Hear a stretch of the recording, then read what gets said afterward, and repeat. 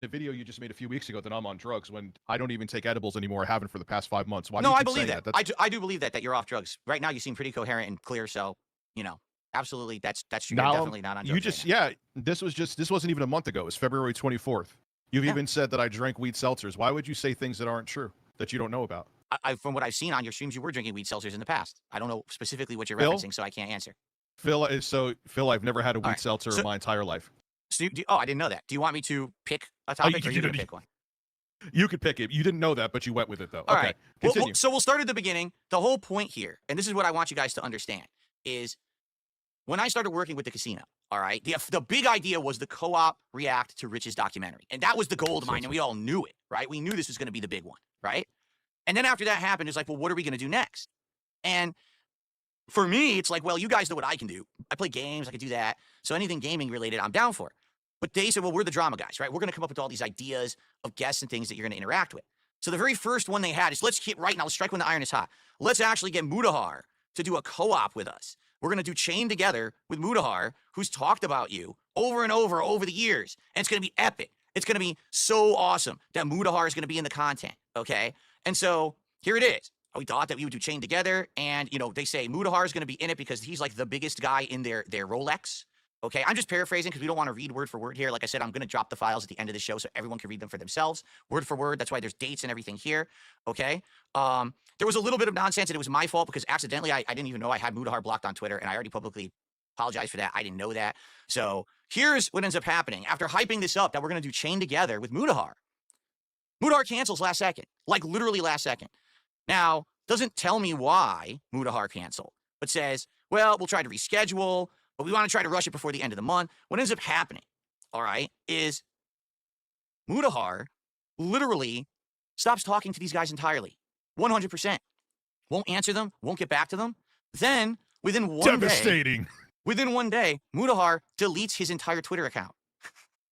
Now, I had been talking, only once I had a conversation with Mudahar behind the scenes, and he had actually publicly apologized to me and said, hey, FYI, if the only thing that's really bad about you is that you've been begging for contributions on the internet and you were a little dishonest with your viewers, I'm okay with, that's fine, let's jump on, let's do this, Chain Together gameplay or whatever with the casino. But then within 24 hours, the guy backs out of it and deletes his entire Twitter account. So immediately, the first idea that I'm going to do and work with these guys That wasn't the reason. Okay, this is boring. That wasn't the reason that he deleted the Twitter account. Oh, you know what he said? I know exactly what he said. It was because of all the harassment he got and that people were being so nasty about certain things. I get that. And I'm not saying that's why he deleted his Twitter account. I'm saying this is the first actual thing that happened with these guys after the co-op react to your documentary. This is supposed to be our first big thing, and immediately it falls apart. Like, immediately it just doesn't happen. They can't contact the guy. They can't get him back. For some reason, this is supposed to be the biggest guy in their Rolodex. He's ghosting them now. Okay? So now we'll move on. I think there was like one more here, but these are just me going through with them saying, look, he deleted his Twitter. I hope it had nothing to do with us. And you know what? So Worski says, I think he chickened out because he can't handle the heat. That's what Worski said right here, that Mudahar can't handle the heat of doing it. These are all nothing burgers. Where is the damning stuff here? We're going through a lot of stuff. Relax. Relax. And in here, well, I'm trying to find it. He basically says, I think that, oh, this is Josh Moon. He says that basically the detractors contacted Mudahar en masse, and he thinks that he pussied out because your detractors contacted him. That's what PPP says. Okay? Screen share that link that I sent you. I want you to explain it to me. I'm not screen sharing any links. We're not doing any bullshit that you want to do. It's not your show. Why is you not doing? It's not my show, but you brought me on that. All right. So I think Phil, I think you thought this is going to be like some like battered wife. Like, yes, let's go. I don't care about I really don't give a shit. I don't care about. Okay. So I guess we'll continue on. Let me go ahead and get rid of this. I tried, everyone. Really, I did. I tried to make it entertaining. That man is not entertaining in any way, shape, or form. I really wanted to give it an honest shake, but he's an idiot. Okay? Wow. I mean, he really did not want to play ball. He did not want to have any fun. That guy is a loser. That's sad because I was trying. I mean, not that I want to be that guy's best friend or anything, but I mean, holy shit, dude. Like, that was pathetically bad. Like, why can't you just shut up and just ride what we're doing here and go with the idea? But what else can I say? I mean, that was awful. Okay. So let's continue on, everybody. All right. So up next, ladies and gentlemen, if you're not aware, one of the big things that's going on right now with the casino is that they're threatening that on Friday, they're going to drop all the logs, which I've already done, and I'm going to give you guys a link in a second, so you're going to have them for yourself. All right. But they're going to have It's a Gundam on this Friday. It's going to be amazing because It's a Gundam and PPP are going to team up and they're going to destroy DSP. Boy, I bet you guys are going to be really interested about what they had to say about It's a Gundam just a few months ago, because after we had the situation with Mutahar, okay, we had the situation with It's a Gundam. Now, you guys aren't aware of this because they never publicly announced it or even talked about it at all. All right? So let's take a quick look. It's actually better because you guys will be able to see the logs a lot better now. So this is PPP trying to contact me about a really, this will be a great show to have It's a Gundam on, all right? See, we have him lined up if you want it. It's a potential mega show with the size of his audience and the hype that's built for years around the meeting. Worski knew him for years. We could probably control it enough, but he is a detractor through and through and will be trying to score points. I think he has very little charisma or ability to live format, especially in a 3v1 scenario. So the first time that we even talk about It's a Gundam, they're actually insulting him, saying that he has no real charisma. In a live scenario, this guy will die, right? I think it's very easy to paint him as a spurg and a miserable alcoholic who hates his life and is pissing it away. It's a big limelight, and it's a live scenario. We have him agreed, and it's an easy booking. And basically, I said, yeah, this guy, has been desperate to come at me for years and years and years. He's been in Andy's DMs from day one, begging for your blood. We told him to fuck off about 3 times, but he just keeps asking. He tried to talk us out of doing shows with you from the beginning. Wow, this sounds like an amazing collaboration, right? So I agreed to do it. And then immediately PPP says, oh, I'll be honest, I didn't think you were going to say yes. That's the show that we're going to make as soon as possible. We will have over 10,000 people watching live, guaranteed. All right? The biggest show any of us has ever done. I'm not kidding. It will make us all 1 million views. And I'm like, really? You think so? Slide out a couple of hours. He's desperate. He's obsessed. He's definitely going to do it. All right? So basically, PPP is running It's a Gundam through the dirt here. All right? Our audience loves more than anything on earth a live confrontation between 2 people. So he's still trying to sell it to me. He says, I'm maybe even undervaluing it. If you insult him about his drinking and hiring prostitutes, I think he will spiral. Keep in mind, I don't even know anything about It's a Gundam. At all. Nothing. I know nothing about this man. This is the first time I'm even learning anything personal about him. I know nothing about my detractors. So he's sitting here telling me he's a drunk. He likes whores. He's a loser. He's going to fall apart on the show, and we're going to 3v1 this guy, and we're going to destroy him, right? And I'm like, Jesus. I mean, if this is really what they want, you know what I'm saying? If this is really what they want, I guess I'll do it. Okay, so I agreed to it. Maybe the correct play is just to let him do his spiel. It'll expose himself. Don't treat him seriously at all. Let him do a tantrum, right? I'll do more research on him. This seems like easy pickings. So he is their detractor's golden child, and if he struggles, they will punish him. So essentially, PPP is completely setting up It's a Gundam. 100%. That's the point of this original appearance, was that they were trying to set him up so that he would be embarrassed publicly, okay? So what happens? Basically, I said, you sure I'm not going to get fucked in the whole deal because I don't really know too much about it, and they assure me, no, you're not. Now, this is the first time that I told them, I really can't be the villain of the internet because this PPP wants me to be the villain. Let me explain the narrative here, all right? PPP wants me to be the villain of the internet. He wants me to portray myself like the worst person possible for drama views. And he thinks that if I did that I would absolutely explode in popularity. I'd make 10 times more money, get 10 times more views, all right? And I explained to PPP, listen, I can't do that. Why? Because I got a wife, and she's not been feeling well, and she found religion, and she doesn't want me involved in this kind of drama stuff, okay? Now, you guys already know, because I already told you this, some of that is true. Actually, last year, Kat actually did have some health problems, all right? So you're going to see me talking about some of that in these logs, all right? But in reality, and by the way, I can take off these headphones now, thankfully, okay? Basically, I don't want to change myself to be completely a drama guy. I'll do drama, all right? But these guys are trying to push me to the absolute extreme. They're trying to make it so that I will be hated by everyone on the internet, but it doesn't matter because I'll make big money, all right? So basically, I was like, I'm going to make something up. Now, every good lie starts with a nugget of truth. So what's the truth? Well, my wife had been feeling ill last year. She did have some health problems. That's actually why she stopped appearing in my content for a while. But that's not ongoing, but they don't know that. So what do? You tell the sob story. She's not feeling good. She found religion. I can't be the villain, all right? I can't go that far. Now, what's funny is PPP bought it so bad that he's telling me that he's going to send people over to tip me, which is kind of funny because I don't know if you guys are aware, nobody tips on Kick. Kick is just subs, so I don't even really know what he was saying there. Maybe he was, maybe it was true. Maybe he actually felt bad, or maybe he was trying to glaze me even further. Like, oh, I'll try to send even more people your way, even though at this point, you know, we're talking early October. Some of the momentum was already slowing down because remember, this had all started in August, okay? So anyway, we continue on. And so he says it changes perspective on the situation, but nothing changed after this, okay? So I clear out my slot or whatever. All right, here we go. Here is the results of what happens with PPP and Gundam. Get this. After all of Gundam's tough, scrappy dude talk of let me at him, he bitched out of the interview. I think he's legitimately scared because it became real. That's what PPP has to say about everything. He says, first, oh, this guy's a bitch. This guy, you're going to destroy him. Here's all the stuff we can use against him. Then he says, oh, after all this time that he's begging us to do stuff, he bitched out. He's a wimp. And here it is, right in black and white. This is not me making it up. This is not hearsay. This is them actually talking shit about It's a Gundam super strongly, okay? So, anyway, basically he says he has bigger problems to handle, so we're just going to go back to the drawing board. I'm going to go after Medicare, all right? And that's really the end of the It's a Gundam stuff. Now, all of a sudden, all right, all of these months and months and months later, 7 months later, 6 months later, however many it's been, oh, now It's a Gundam is their best friend, and he's going to be on the show to felt Phil. Do you want to know why? Because it's shooting fish in a barrel.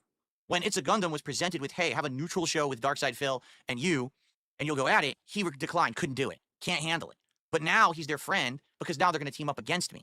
So, says a lot about It's a Gundam, says a lot about the casino, who literally sat there talking shit constantly about It's a Gundam to make this happen, telling me this is going to be it. We're all going to make money. It's going to be giant. And then they couldn't make it happen. All right. So I want you to think about this. I come up with the idea with the review tech thing. Okay. It works. It's giant. It's huge. I make it happen. It blows up. It's ginormous.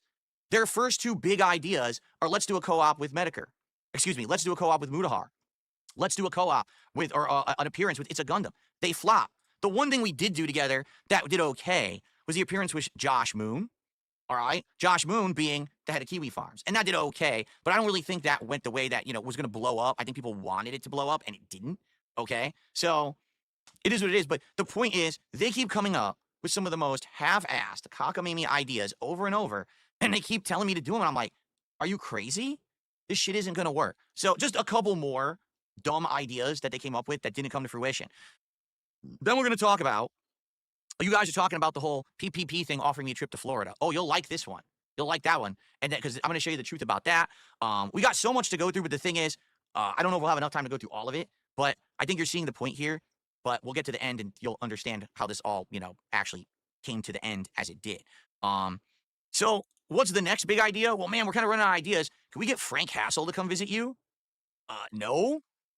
Frank Hassel, the guy who infamously harasses people to get content, who went to Boogie's house, who does all this stuff and basically has no boundaries. Of course, I don't want Frank Hassel to be involved in, because then he's going to start doing all that stuff, right?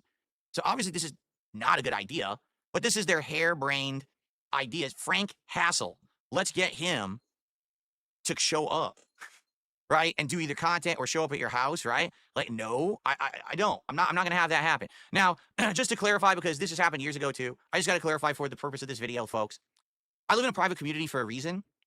I live on a private road. It's gated, all right? No one is allowed to come into this community without permission from one of the residents, okay? If you come onto this property and you're not actually supposed to be here, we call the police and you get trespassed off the property and removed.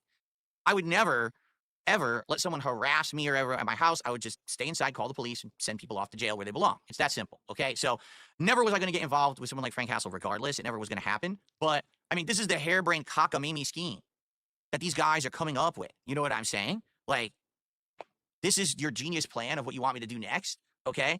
Now, I'm trying to remember if the next one is... Oh, let's see. This is... Oh, yeah. So... Oh, yeah, and by the way, just for the record, he did say... It's a Hail Mary that would get a lot of eyeballs if you had Hassel, show up. My audience would go apeshit to see him on the show. He says, if you don't open the door and call the cops, it would be a massive win. So basically, what he's saying is he wants to have Hassel show up so I can call the cops and Hassel can go to jail. Why would you do that? Why would you want him to show up and go to jail? So that's what I mean. Like, the stuff he's coming up with is just so ludicrous, right? Why would I want to participate in this stuff? Okay? So anyway, continuing on, he basically wants to, what is this? Some magician he wanted to get on the show or something like that, who I've never even heard. A guy with puppets and magicians. Oh, wait, this is Steven. This is the first time he told me about Stephen Cambion, all right, or Cambion. Now, you want to talk about another bad idea, all right? For those who don't know, Steve Cambion, who is the guy who runs that Truth Seeker show, who they've had on their show a couple of times, does the UFO stuff, all right? He basically tries to expose people who are lying about UFOs and extraterrestrials and stuff like that. So he pitches to me that I should do an interview, but I should interview Steve on my show, all right? And I'm like, you know, I don't think that this is something that would make sense because, you know, why would he be on my show? I'm not even interviewing people anymore, but maybe I would do it anyway. I would do them the favor. The thing is, we kind of got busy with doing like smart guys and stuff like that, okay? And then eventually what ends up happening is PPP contacts me behind the scenes and gets me to do this interview with Steven, okay? And the interview, as you know, wasn't really an interview. It was just an attack session, all right? Now, the bummer is I can't show you the one little conversation we had about it before because this was actually took place verbally after we had filmed an episode of Smart Guys. But there was a conversation where basically I said, so you want me to go on Steve's show? I guess I'll do it. But, you know, what's it going to be? And he said to me, oh, this is just going to be like a softball interview. And when he told me that, I 100% knew that it wasn't going to be a softball interview. I knew that he was kind of starting to snake me. But here's the thing. We had been planning stuff behind the scenes the entire time. That Steven interview, all right, was not legit. I knew going into it that he was going to bring up drama. I knew that he was going to be talking about the drama. Like, it wasn't like he blindsided me and snaked me. The point was that we were supposed to milk the detractors, okay?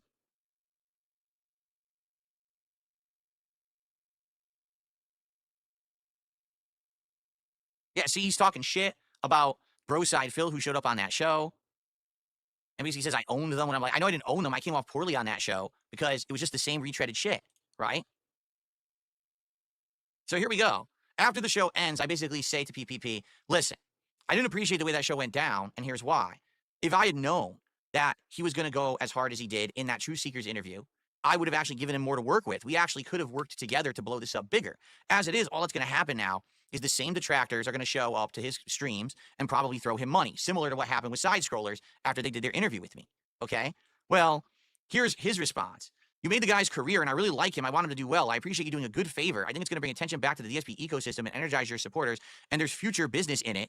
We subverted the detractors. My guy is their new hero, and we can take their money now.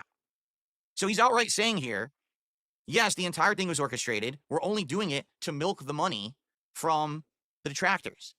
It's not that Steven actually did research, got anything interesting. They just know that anyone who talks shit about me, essentially, is going to make money from my detractors. So the whole Steve thing, I was aware of ahead of time. It was complete setup on purpose to milk the detractors, but the detractors are too stupid to figure that out, so they still kept going to Steve's streams to give him money. So literally anyone who comes to Steve's streams to just say have to go through the same shit about me, the same retreads, the same crap, okay? It's the same stuff, man. And he's only doing it to milk money from you. Just like Stuttering Craig milked the detractors for about a year there. And people kept going back and throwing in money every time he did a stream about me. So it's like I've said, this is not anything new. It's just that my detractors are so fucking brain dead that they don't understand that they're being milked every single time that this is happening. Now, you might wonder, you know, why did I do this, right? Because I wanted to keep the grift going.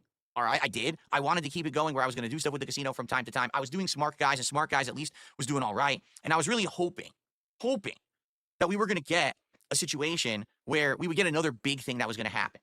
But once this thing happened with Steve, I'm going to be honest with you guys, this was the beginning of the end for me back in February, because I was like, there's absolutely no way after this that these guys are going to come up with any good ideas. In fact, the next thing that PPP told me that he wanted to do out of this, all right,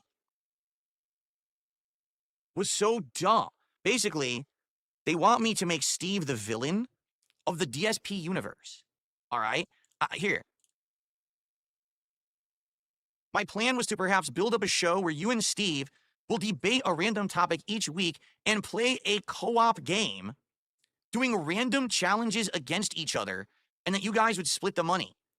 So what does he do? He's turning it into like fucking a Nickelodeon game show. He really thought that having me on Steve's show and him just doing the usual detractor shtick, which is what he did, was then going to set up the DSP supervillain universe where Steve was going to be a villain to me, and we were just going to talk shit and play games, and it was all going to be staged. That's probably the worst fucking idea I've ever heard. There was no way that was ever going to work. No one was ever going to believe that. That is the most half-assed cockamamie stuff. And the thing is that a lot of people don't know, all right? PPP really is jealous of and wishes that he were Keemstar.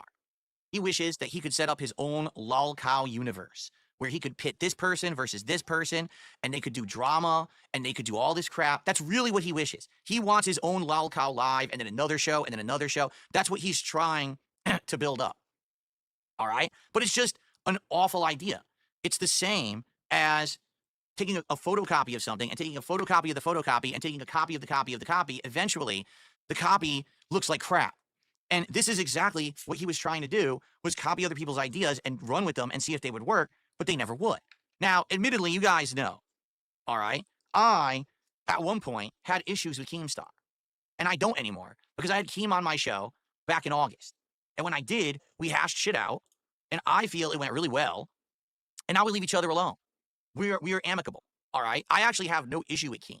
Now, would I ever do any long-term work with Keem or anything like that? Probably not, right? Everyone says, would you ever go on LOLCAL Live? Would you ever do that? Probably not, because I don't like being indebted to anyone particularly, all right? I don't want to sign a contract, and now I'm locked in, and I'm stuck, you know, doing something that I don't want to do. And I feel like if I did that with Keem, sadly, I might get stuck in something I don't like, and I don't want to do it, and then I'm not going to put my heart into it, all right?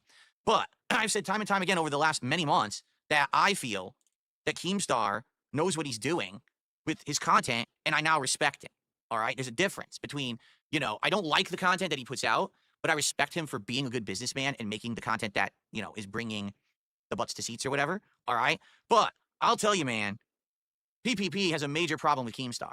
I don't know why, but he absolutely does, all right? So just to give you some evidence of this, this is when Keemstar publicly apologized to me on X, and this is actually what happened, is that he ended up then being on my show as a result and having that really good interview back in, what was it, August or September. He immediately contacted me to say, Keem apologized to you. It's disingenuous, but he knows he's taking big L's because you're a success lately. This is the wrong one. Hold on. It went to the wrong one. I'm trying to get them in order here. That's the wrong one. Sorry. So basically, what ended up happening was PPP kept saying bad things about Keem. And I basically said, well, how can I play into his good graces and make him feel like this is something that I'm going to snake Keem? So I said, I'm playing Keem so hard, wait until you see where this goes. Because I knew from what I'd seen, PPP didn't like Keemstar. So I fooled him into thinking that if I had Keemstar on my show, that it was going to be like an aggressive thing, and I was going to destroy him or whatever, all right? So here he is, God bless you, fuck Keem. I honestly thought just a little bit after his apology, maybe something fun could happen with him, but he's truly a piece of shit, right? And then we were talking about when Keem was on the drunk stream or whatever. So here's an interesting one, all right? All I'm going to say about this one, because this is not one for me to fully talk about, all right? Because I'm not the only person involved in this one, all right? But basically, back in the fall, okay, an opportunity was presented to do content, all right? An interesting piece of content at that, that likely would have worked, likely would have actually gotten big attention, big support, all right? Now, it just so happened that this idea was presented when I was on my day off. So I didn't even know that it was going on because I was spending time with my family, etc. This is what happened behind the scenes that day. Before I even had a chance to do anything, I get a private message from PPP. Keem added you to a group chat without talking to me first, or without me talking to you first? Wait, why does he have to talk to you first? I don't get it, right? Why does that have to talk to you first? I'm the person involved. I'm the one who's getting an offer. Why does he have to? Are you my agent? Are you my dad? Like, why would that? I don't even understand that. He's like interjecting me into this. All right. So there you go. All right. So then, you know, I'm not happy with how fast Keem tries to move things. The moment an idea is floated, but it can be big for everyone. Honestly, we should talk about this, but blah, blah, blah. You should stall. So again, I haven't really had a chance to even read anything or do anything. And PPP is telling me Don't do it. Delay till Monday. Let's talk more. Don't accept the opportunity because it's Keemstar. All right? Why?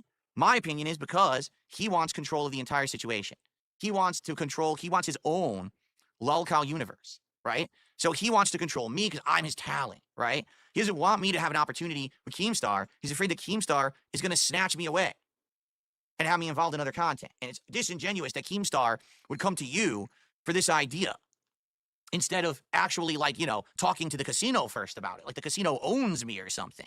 All right? Now, listen, you will see, because again, these logs are all going live after I end the show, that basically in this case, all right, in this case, I did talk a lot of shit about Keemstar, all right, but I'm eating into what PPP is saying. I'm trying to make him feel like I'm his guy. I'm his confidant. I'm with you no matter what, all right? Remember, I'm not trying to get into overly drama content, right? I want to do some, but I don't want it to become my end-all be-all, all right?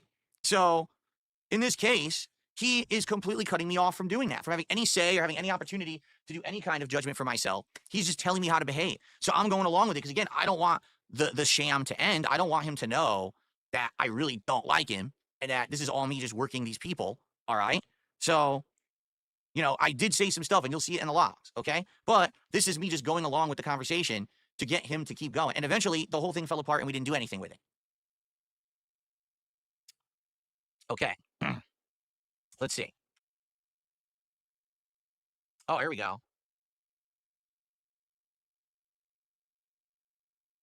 I get it. Relax. I hate these fuckers. It turns into Keem making dictates and showing zero respect again. So here I am clapping back to agree with him. Oh, yeah, that's how it works. I'm not Wings and Boogie. I won't get pushed around. I don't want to cost you guys any money or views, but I don't see how it'll benefit me. Basically, I'm echoing what he's saying. He doesn't want to do it. He wants me to delay. So I'm just saying, all right, then I won't do it. But it's obvious. He's incredibly jealous of Keem. He wants what Keem has, but he doesn't want Keem trying to pull us into his stuff. He wants to do it for himself.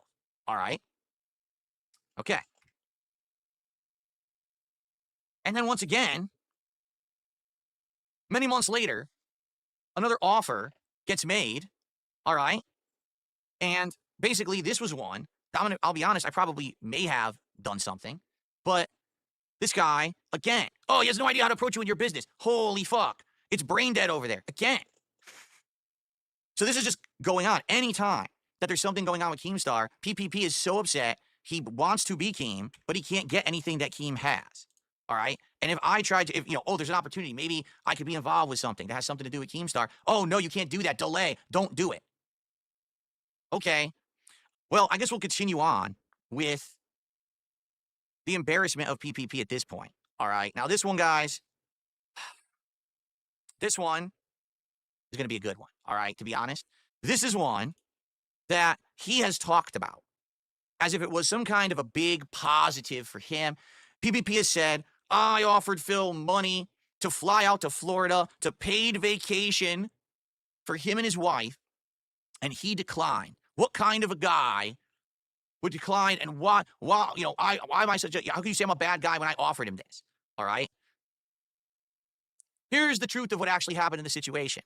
So recently, PPP has been saying, oh, fuck pro wrestling. Pro wrestling's for losers. Pro wrestling sucks. Pro wrestling's awful. Also, I was always the butt of the joke when it came to Hogan, because it was Phil's pulling Hogan's in WWE Champions the mobile game, right? That was always the thing. Well, guess what? This guy is a much bigger mark for wrestling than I ever have been. This guy is a huge mark for Hogan. I mean, in the first episode or second episode of Smart Guys, he shows off that he bought all these collector's belts. He bought the Hogan belt. He bought a Bret Hart belt. He spent all this money on belts. So what the fuck is he talking about? He's the one who loves Hogan and sucks his balls, talks about him all the time. Like, he was a very small part of one episode of Raw, and he just kept bringing him up every fucking week. I was like, dude, why are you doing that? Why are you? No one cares about Hogan. He's not even part of the show, really, right? Well, it all came to fruition when this happened. Out of the blue. Hey, Phil, when was the last time you got to go on a vacation or a trip? I know this might be beyond your comfort zone, but Hulk Hogan has a bar in Tampa Bay called Hogan's Hangout. And for the Super Bowl this year, he's going to be at the bar with a bunch of other wrestler friends. I think I'm going to fly down for the event and rent a table. I want to offer you to pay for your flight and hotel if you want to come down for the weekend. We could drink and hang out. You could film videos, and it would be a tax write-off. You know, I know it's crazy, but it's something fun that we could do. And maybe we could meet Hogan. Okay? Now, you might say, Does that sound like a paid vacation for Phil and his family? No, because it's not. All right. I had been talking with these guys for months. All right. Night after night, behind the scenes, making them feel like I'm their friend, building up confidence. Particularly PPP was the one who I talked to the most. All right. And out of nowhere, we had never had any plans to ever do anything, in person. We never, oh, let's hang out or nothing. Never. It was, it's a business relationship. It's supposed to be work, right? All of a sudden, he takes it to the next level. All right. And I'm going to be honest with you guys. When I see something like this, I actually felt bad because it's two things. Number one, it definitely means that the trick worked. That even though these guys at a moment's notice are ready to snake me, no matter what, because everyone knew that from the start, right? Everyone knew they were going to turn on me no matter what. All right. We knew that. But number two, if he's offering me this, I don't know if this is an offer of, oh, we're friends and we want to go hang out. I'm going to be honest. I think this is a cry because he's very lonely. He doesn't really have anyone to spend time with, which is probably why he would chat with me at night so often, in the middle of the night. I mean, look at the time of these texts. It's the middle of the night. For me, this is the time that I'm getting ready to go to bed. For him, he's in the East Coast of Canada. What is this, like 5 a.m? And he's sending me these texts talking to me about this stuff? Like, what is this, right? So, obviously, I think this guy's very lonely. I don't think that this guy has any or many friends. I think he's burned all his bridges. I think Andy is his business partner